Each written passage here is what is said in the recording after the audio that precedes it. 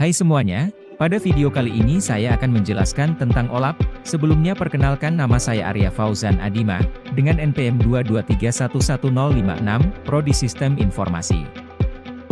OLAP singkatan dari Online Analytical Processing, adalah suatu pendekatan dalam pengolahan data yang memungkinkan pengguna untuk melakukan analisis dan ekstraksi informasi dari data yang telah disimpan. OLAP terdiri dari 3 komponen utama, yaitu data warehouse, perangkat lunak OLAP dan pengguna OLAP. OLAP dapat digunakan dalam berbagai bidang bisnis, seperti pemasaran. OLAP dapat digunakan untuk menganalisis data penjualan, pelanggan, dan produk untuk meningkatkan strategi pemasaran. Lalu operasi, OLAP dapat digunakan untuk menganalisis data produksi, inventaris, dan logistik untuk meningkatkan efisiensi operasi. Dan keuangan, OLAP dapat digunakan untuk menganalisis data keuangan untuk membuat keputusan bisnis yang lebih baik. Pendekatan ini berfokus pada kemampuan untuk dengan cepat menganalisis data multidimensional dari berbagai sudut pandang. OLAP menggunakan struktur data multidimensi untuk menyimpan data. Struktur data ini memungkinkan data untuk diakses dan dianalisis dengan cepat dan efisien. Ada beberapa karakteristik OLAP. Yang pertama yaitu multidimensi. OLAP menyimpan data dalam bentuk multidimensi, yang berarti bahwa data dapat diakses dan dianalisis dari berbagai sudut pandang. Selanjutnya online, OLAP dapat digunakan untuk menganalisis data secara real-time, dan analitis, OLAP digunakan untuk melakukan analisis data yang kompleks. OLAP memiliki beberapa konsep dasar.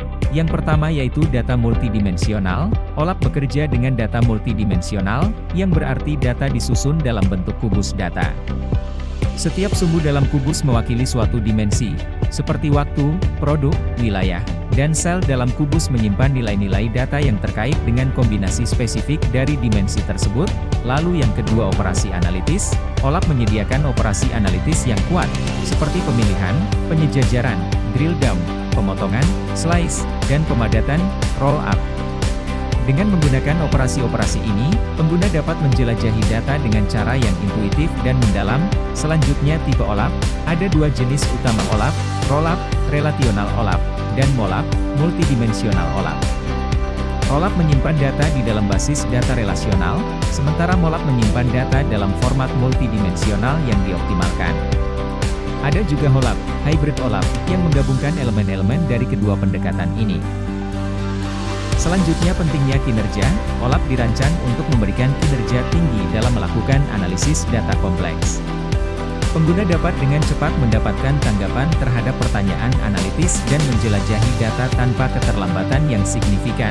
Lalu yang kelima, data warehousing. Implementasi OLAP seringkali terkait dengan konsep data warehousing. Data warehouse adalah tempat penyimpanan pusat yang dirancang untuk mendukung analisis dan pengambilan keputusan dengan menyatukan data dari berbagai sumber. Selanjutnya yang keenam, business intelligence. OLAP menjadi bagian integral dari solusi business intelligence. Dengan menggunakan OLAP, organisasi dapat membuat laporan, dashboard, dan analisis yang mendalam untuk mendukung pengambilan keputusan bisnis. Dan yang terakhir, contoh aplikasi. Aplikasi OLAP dapat ditemukan dalam berbagai industri, seperti keuangan, pemasaran, penjualan, dan sumber daya manusia, di mana analisis data yang cepat dan mendalam sangat penting untuk keberhasilan bisnis. Dengan menggunakan OLAP, organisasi dapat dengan lebih efektif menggali informasi berharga dari data mereka, membantu dalam pengambilan keputusan strategis dan analisis bisnis. OLAP adalah teknologi yang penting untuk analisis data bisnis. OLAP dapat membantu organisasi untuk membuat keputusan bisnis yang lebih baik dengan memberikan wawasan yang mendalam tentang data. Database OLAP dirancang untuk mempercepat pengambilan data. Karena server OLAP, daripada Microsoft Office Excel, menghitung nilai yang diringkas, lebih sedikit data yang perlu dikirim ke Excel saat Anda membuat atau mengubah laporan. Pendekatan ini memungkinkan Anda bekerja dengan jumlah data sumber yang jauh lebih besar daripada yang bisa Anda dapatkan jika data ditata dalam database tradisional, di mana Excel mengambil semua catatan individu lalu menghitung nilai yang diringkas. Database OLAP berisi 2 tipe dasar data, pengukuran, yang merupakan data numerik, kuantitas dan rata-rata yang Anda gunakan untuk membuat keputusan bisnis yang diinformasikan, dan dimensi, yang merupakan kategori yang Anda gunakan untuk menata ukuran ini. Database OLAP membantu menata data berdasarkan banyak tingkat detail, Menggunakan kategori yang sama yang biasa Anda kenal untuk menganalisis data. Bisnis menggunakan OLAP untuk mengambil keputusan yang cepat dan akurat agar tetap kompetitif dalam ekonomi yang serba cepat. Melakukan query analitis di beberapa basis data relasional sangat memakan waktu karena sistem komputer mencari di beberapa tabel data.